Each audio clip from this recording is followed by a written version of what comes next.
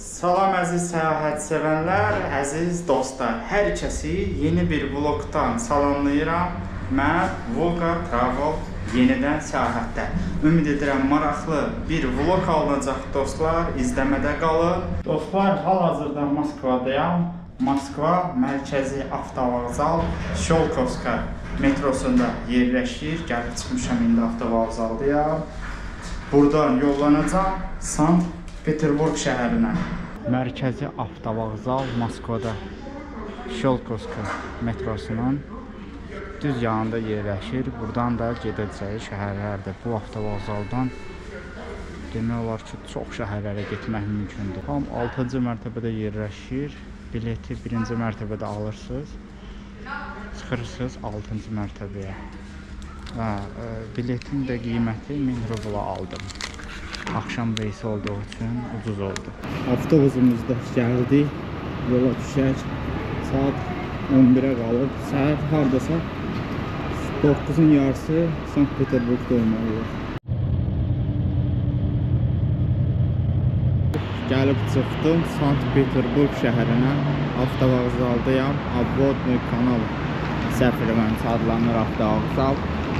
Səhər saat 7'dir. Elə 1 saatda tez gəlib. Dostlar, Sankt-Peterburg'a gəlməyimin səbəbi var.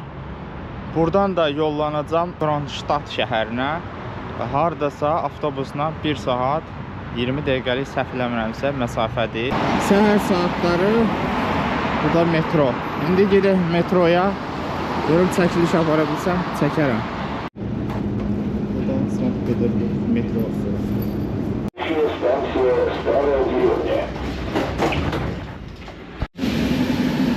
Burada Sankt-Peterburg'daki metronun içi.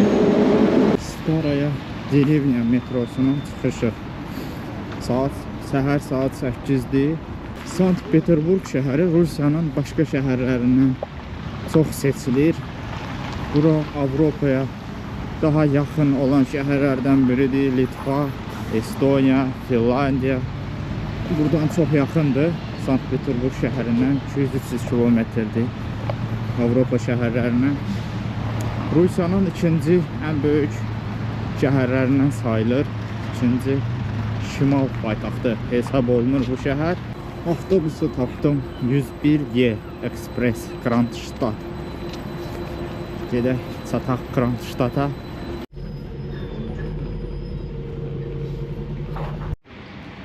Bura şəhərin qədim nöqtələrindən biri hesab olunur. Stary Krepes. İndi hal-hazırda çox yeri sökülüb. Elə istədim ki, start nöqtəmdə buradan başlayam.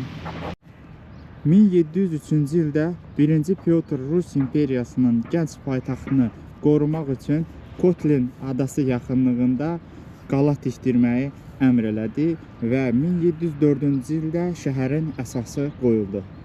1723-cü ildən sonra şəhər Kronstadt adlandırıldı.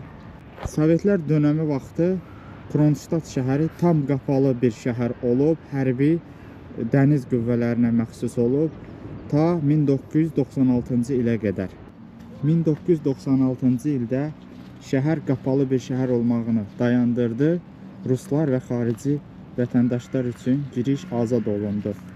SSR vaxtında qapalı şəhər olduğu üçün hər tərəfdə Sovetlər vaxtından qalma binalar mövcuddur. Tam ideal vəziyyətdə qalıbdır. Görürsünüz, qırmızı kərpic binaları çoxdur burada. İndi gedirəm dənizə doğru, Baltik dənizə. Tam aşağıdadır dostlar. Düşək indi. Kronstadt eləcə də Sankt-Peterburg şəhərinin əsasını qoyan 1-ci Pyotr. Bu şəxs haqqında çox söz demək olar. Mən deyərdim ki, müasir Rus imperiyası dönəmində bu şəxs Rus imperiyası, eləcə də Rus xalqı üçün çox şeylər eləyib. O insanlara mədəniyyəti, incə sənəti, bir sözlə çox şeyi bu insan Rusiya xalqına bəxş eləmişdi.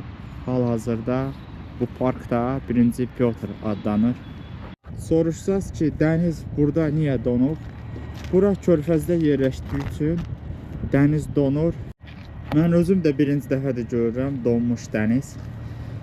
Adətən belə hallara Rusiyada çox rast gəlinir. Şimal Buzlu Okeanda, Baltik dənizində və bir çox körfəzlərdə belə dəniz donur. Amma burada hərbi gəmilər, buzu qıran gəmilər mövcuddur. Buzu qırır, öz yolunu davam edir. Görürsünüz, hamısı da qırılmış vəziyyətdədir burada. Yəqin ki, hərbi gəmilər bunları qırıb. Park Patriot. Giriş 300 rubuldur, biletimi aldım. Görək hərbi texnikalar var burada. Su-altı atomlu bomba raketlərdir, bax bunlar. Bir sözlə dostlar, burada hərbi texnikalardır. Dostlar, bilmirəm videoda necədir. Bu hərbi gəmi möhtəşəmdir. Çəkək görək nə baş verir, bax. Встаньте в кадр, улыбнитесь. 3, 2, 1.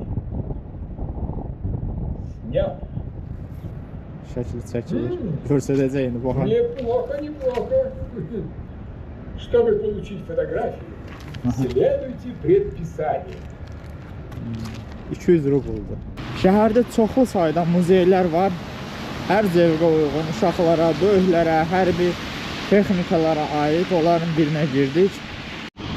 Dostlar, taksi zakaz elədim. Gedirik Forta. Gedək çataq, çox maraqlı bir yerdir. Belə bir avtobus gəlir, aparır pulsuz. Görək içəri gerək. Belə bir avtobusla içəri doğru. Dostlar, gəlib çıxdım belə bir muzeyə. Yaşıl basmaq lazımdır, necə başa düşməli. Кронштадтская крепость в 18 и 19 веках. Влияние технического прогресса на развитие фортификаций. События 1704 и 5 годов показали, что для надежной обороны главного фарватера Кронштадта необходимо прочно удерживать весь остров Котлин. По этой причине вице-адмирал Крюйс предложил построить в его западной части сильный опорный пункт. Так появились пароходы, birinci bulardı, sonra motorla olana keçirlər. Позже, в середине века, уже винтовые пароходы, более bыстрые и маневренные. Bir sözlə Kronstadt haqqında axtardığım bütün məlumatları bu video kinoda görmək mümkündür. Bu otaq mənə həqiqətən çox maraqlı gəldi. Görürsünüz burada əskər geyimi. Burada da çəkmələr. Bunlar da yəqin ki dəsmallardır. İçində saman doldurulub. Samandan əlavə içində nəsə var yenə. Açaq bircə saniyə. Bəli, həm samandır, həm də belə adyal kimi bir şeydir. Burada artıq çıxışdır. Gedək görək çöldə nə var. Ay vaxtı burada katamaranla, dənizdə katerlə gəzmək mümkündür. Fort nə deməkdir dostlar? Dəniz ərazilərində, çıxışlarında tikilir, düşməndən qorunmaq üçün belə yerlərdir. Hər gün belə yerlərə gəlib gəzmək insana qismət olmur. Odur ki də dostlar, gəzməkdən, səyahətdən zövq almaq lazımdır. Gəzəyin, səyahət eləyin dostlar, adama gəzmək qalar. Pis vərdişlərdən uzaq olağın. Baltik dənizi. Mən Baltik dənizinin Kaliningrad hissəsində olmuşam. Nə vaxtsa düşməndən qorunmaq üçün, indi isə turistlər üçün nəzərdə tutulub. İnternetdə görmüşdüm ki, burada su iti ya da mojlar yaşayır. Onun üçün də su qırağı ilə, dəniz kənarı ilə gəzirəm ki, bəlkə görə bildim. Möhtəşəm hisslərdir. Çünki vaxtiykən qapalı bir şəhər olub, hərbi şəhər olub. Bura heç bir adi bir vətəndaş bura girə bilmirmiş. Vaxt, zaman, tarix dəyişir. Bura artıq turistik bir yerə çevrilib. Maraqlı bir avtobusdur. Bu ilə gəldim bu ayaqlarım. Pulsuz aparıb yolun başına qoyur, oradan da gətirir. Burada vaxtları var avtobusun çıxmağı. Məndən başqa onsuz heç kim yoxdur. Hə dostlar. Dünən axşam bir günlük səyahətə çıxdım. Gecə Moskvadan Sankt-Peterburqa, Sankt-Peterburqdan da bu şəhərə. Bir gün ərzində gəzdim, dolaşdım, tarixi yerləri gəzdim, həm özüm gördüm, həm də sizlərə göstərdim. İndi qayıdırıq Sankt-Peterburqa doğru. Birinci qaydaq şəhərə, oradan da Sankt-Peterburq. Özümü sanki çoxuna filmlərdə izləyirəm.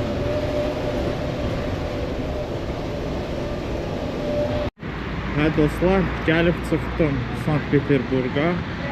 Mərkəziyə, metro Moskovski. Buradan da hava limanına yola düşəcəm. Hava limanından da Moskvaya gedəcəm. Mənim YouTube-da izləsəz, əvvəlki videolarda Sankt-Peterburqda da çəkilişlər aparmışam 2-3 il bundan əvvəl.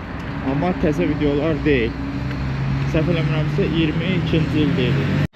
YouTube-da Pskov videosu var. Pskov şəhəri. Orada Sankt-Peterburqdan getmişdim. Əgər maraqlı olsa, gelib izləyə bilərsiniz. Bakıdan Moskvaya və Sankt-Peterburqa birbaşa avia reyslər mövcuddur. Duty Free'də maraqlı şokoladlar gördüm. İndiyə kimi Rus imperatorlarının şəkilləri var burada. Первый Петр, Yekaterina, Aleksandr. İndiyə kimi olmuş imperatorlar, bütün şəkilləri var. Maraqlıdır. Qiyməti 360 rubl. Ümumiyyətcə burada aeroportda qiymətlər cibə uyğundur. Şokoladlar 280-ə, böyükləri 400-500. Hava limanı çox böyükdür. Həm də qiymətlər uyğundur, cibə uyğundur. İstanbuldan ya Moskvadan ya da ki Bakı aeroportundan çox fərqlənir. Qiymət burada ucuzdur. Videonun sonuna çatdıq dostlar. Sona qədər izlədiyiniz üçün hər kəsə öz təşəkkürümü bildirirəm. Yeni vlogda görüşənə qədər. Sağ olun dostlar.